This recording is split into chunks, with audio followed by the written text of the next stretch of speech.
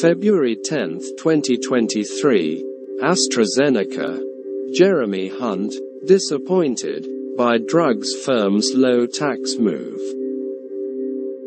AstraZeneca chose Republic of Ireland for £320 million factory because of the UK's discouraging tax rate.